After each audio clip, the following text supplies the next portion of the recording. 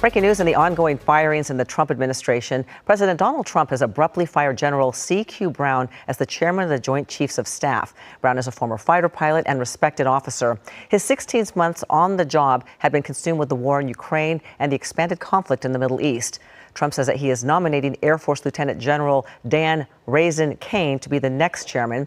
Trump acted despite support for Brown among key members of Congress. Hello, peeps. Adam is here. So what just happened? A four-star admiral, the commander of U.S. Indo-Pacific Command, publicly demanded Trump end his term immediately, citing national security threats and constitutional violations. Trump responded with rage, calling him a traitor and threatening to fire him. I've seen it already. We have every general, every admiral. We have great people. We have our real warriors over there. And when they're not good, when we don't think they're our warriors, you know what happened? We say, you're fired, get out. We had some real bad ones last time. I rebuilt the military, the entire military. But the military has already made its judgment, and they're saying it publicly, with names and ranks attached. This is not a disagreement over policy. This is not a dispute about budget priorities. This is the military leadership of the United States telling the President of the United States that he is unfit to serve. We are unique among the world's militaries. We don't take an oath to a country. We don't take an oath to a tribe. We don't take an oath to a religion. We don't take an oath to a king or a queen or to a tyrant or a dictator. And we don't take an oath to a wannabe dictator. We don't take an oath to an individual. We take an oath to the Constitution, and we take an oath to the idea that it's America, and we're willing to die to protect it. And when the military says that, when the people who carry the guns and command the ships and lead the soldiers say that, the presidency is effectively over. There is no coming back from this.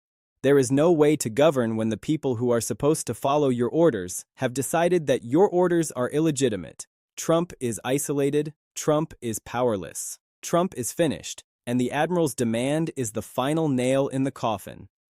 Well, the president's chief of staff is trying to clean up the president's comments over the weekend, reassuring top commanders at the Pentagon that Mr. Trump was not talking about them when the president talked about them and made this accusation against them yesterday.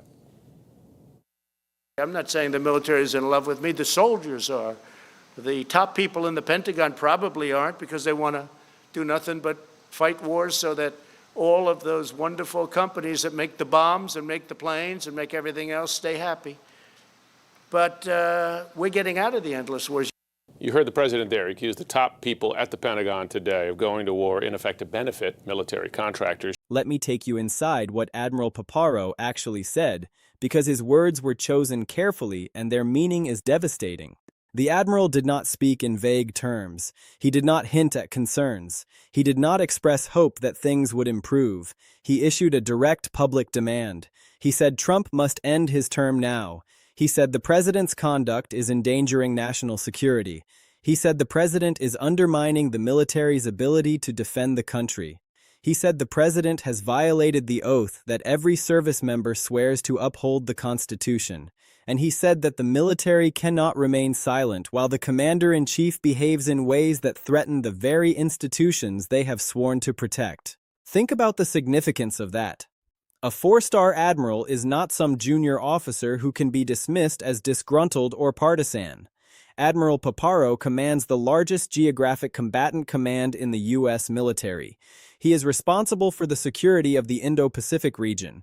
He oversees hundreds of thousands of service members. He is one of the most senior and respected officers in the armed forces. And he is saying publicly that the President of the United States must go. That is not a statement that is made lightly. That is not a statement that is made without serious consideration. That is a statement that comes from a place of profound conviction that the president has become a danger to the country. And Paparo is not alone. The admiral's statement came on the heels of the Joint Chiefs of Staff publicly refusing to follow Trump's orders. It came after General Laura Richardson testified before Congress that Trump's conduct constitutes treason. It came after more than 30 military bases reported that commanders are withholding support from Trump. It came after the Pentagon locked Trump out of secure communications. The military has been sending signals for weeks that Trump has lost their confidence. Now they are sending a signal that cannot be ignored. A four-star admiral is demanding that the president end his term immediately. That is not a signal. That is a siren. Now let me tell you about Trump's reaction, because it tells you everything you need to know about the state of his presidency. When the admiral's statement hit the news, Trump lost it. According to sources inside the White House, Trump started screaming. He was pacing. He was throwing things. He was calling the admiral every name he could think of. Traitor, disloyal, deep state, radical left. Trump said he was going to fire the admiral immediately. Trump said he was going to purge the entire military leadership. Trump said he was going to show them who was in charge. But here is the reality that Trump cannot accept. He cannot fire the admiral. He cannot purge the military leadership. He has lost control. The military no longer recognizes his authority. The Pentagon has cut him off from secure communications. Commanders are refusing to follow his orders. The Joint Chiefs have publicly rejected his commands. And now a four-star admiral is demanding that he leave office. Trump can scream all he wants. He can threaten all he wants. But he has no power to enforce those threats. The military has already made its decision. Trump is no longer the commander-in-chief in any meaningful sense, and his rage is just the desperate flailing of a man who knows he has lost everything. The contrast could not be more stark. On one side, you have Admiral Paparo speaking calmly, deliberately, with the weight of decades of service behind him, demanding that the president end his term for the good of the country. On the other side, you have Trump, screaming, threatening, throwing tantrums like a child who has been told he cannot have what he wants. And the American people are watching. They are seeing who is acting like a leader and who is acting like someone who has completely lost control. But the admiral's demand did not come out of nowhere. It is the culmination of a pattern of conduct that the military has been watching with growing alarm. Let me take you back to the leaked Pentagon memos that General Richardson testified about. Those memos show that Trump delayed life-saving military operations. They show that Trump conditioned those operations on political endorsements. They show that Trump put soldiers' lives at risk for political gain. They show that soldiers died because Trump was more concerned with his political standing than with the safety of the troops under his command. And when that evidence came out, when the truth about what Trump had done became known, the military could not remain silent. Then there was the contempt case. Trump was found guilty of contempt 10 times for attacking witnesses and jurors in the Iran war case. He tried to intimidate the people who were going to testify about what he had done. He tried to suppress evidence. He tried to obstruct justice. And when the court held him accountable, when the appeals court rejected his immunity claims and said he could go to prison, the military took notice. They saw a president who was willing to break the law to hide the truth. They saw a commander-in-chief who was more interested in protecting himself than in serving the country. And now there is the admiral's demand. Paparo looked at everything that has happened. He looked at the memos. He looked at the contempt findings. He looked at the appeals court ruling. He looked at the Joint Chiefs statement. And he concluded that the situation has become untenable. The president cannot continue. The military cannot serve under a commander-in-chief who has violated the law, endangered the troops, and lost the confidence of the entire military leadership. So he said what needed to be said. Trump must end his term now. Let me walk you through what happens next, because the admiral's demand is not just words. It is going to trigger a cascade of events that will end Trump's presidency. First, the admiral's statement is going to embolden other military leaders. When one four-star admiral says publicly that the president must go, other four-star generals and admirals are going to feel empowered to say the same thing. You are going to see more statements. You are going to see more military leaders stepping forward. You are going to see the military's rejection of Trump become louder and more public. And each new statement is going to put more pressure on Congress to act. Second, Congress is going to move faster toward impeachment and removal. The military has been the one institution that Trump could always count on for public support. The military has traditionally been reluctant to criticize a sitting president. But now, the military is not just criticizing, the military is demanding that he leave. When the military says that, When the people who protect the country say that the president is a danger to the country, Congress has no choice but to act. Republican senators who have been reluctant to vote for removal are going to see the admiral's statement and realize that they have no political cover anymore. The military has made it clear where they stand, and that makes it safe for Republicans to vote their conscience. Third, the cabinet is going to start discussing the 25th Amendment more seriously.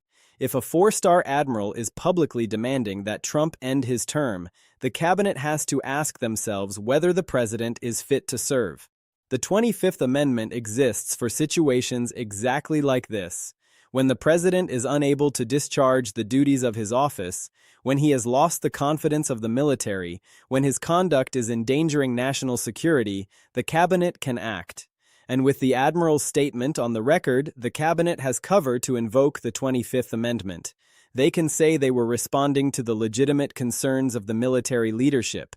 They can say they were protecting the country. Fourth, the sentencing in the contempt case is going to move forward. Judge Merchan has 10 contempt findings against Trump. Each one carries up to 30 days in prison. The appeals court has ruled that Trump has no immunity. There is nothing stopping the judge from imposing a sentence. And the admiral's statement is going to be in the judge's mind when he decides what sentence to impose. The judge is going to look at a president who has been publicly rejected by the military, who has been found guilty of contempt 10 times, who has been trying to suppress evidence and intimidate witnesses, and he is going to conclude that a serious sentence is necessary. Trump is going to be looking at prison time, real prison time, and that prison time is going to trigger the removal that the admiral is demanding. Let me give you the simple points so you understand exactly where we are and where we are headed. Admiral Paparo, a four-star commander of U.S. Indo-Pacific Command, has publicly demanded that Trump end his term immediately. He said Trump's conduct is endangering national security and undermining the military. Trump's reaction has been rage. He is screaming. He is threatening to fire the admiral. He is calling him a traitor. But Trump cannot fire him. Trump has lost control of the military. The admiral's statement is the culmination of a pattern. The Joint Chiefs have refused to follow Trump's orders. General Richardson testified that Trump's conduct constitutes treason. 30 military bases are withholding support. The Pentagon has locked Trump out of secure communications. The admiral's demand is going to embolden other military leaders. More statements are coming. More military leaders are going to say publicly what they have been saying privately. Trump has to go. Congress is going to move faster toward impeachment and removal. Republican senators now have the cover they need to vote against Trump. The military has made it clear where they stand. The cabinet is going to discuss the 25th Amendment. With a four-star admiral publicly demanding Trump's removal, the cabinet has grounds to invoke the 25th Amendment and declare Trump unfit to serve. The contempt sentencing is going to move forward. Trump is facing up to 300 days in prison, and that prison time is going to trigger his removal from office. Trump is completely cornered. The military has rejected him. The courts have rejected him. Congress is moving against him. The public is turning against him. And now a four-star admiral has looked at everything that has happened and concluded that the only solution is for Trump to end his term immediately. That is not a suggestion. That is not a request. That is a demand from the highest levels of the military that the president step down. Trump is screaming in rage because he knows what this means. He knows that when the military turns on you, there is no recovery.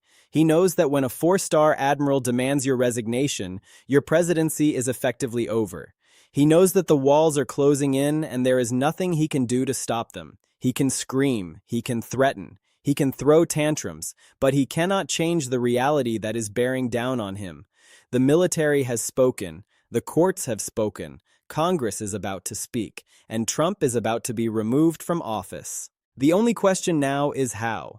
Will Trump resign to avoid prison? Will the cabinet invoke the 25th Amendment? Will Congress impeach and convict? Will Trump be sentenced to prison and removed because a president cannot serve from a cell? The method may vary, but the outcome is certain. Trump's presidency is ending. The military has made sure of that. And the admiral's demand is the final chapter in the story of a president who thought he was above the law, who thought he could control the military, who thought he could intimidate anyone who stood in his way. He was wrong. The military stood up. The admiral spoke, and Trump is finished.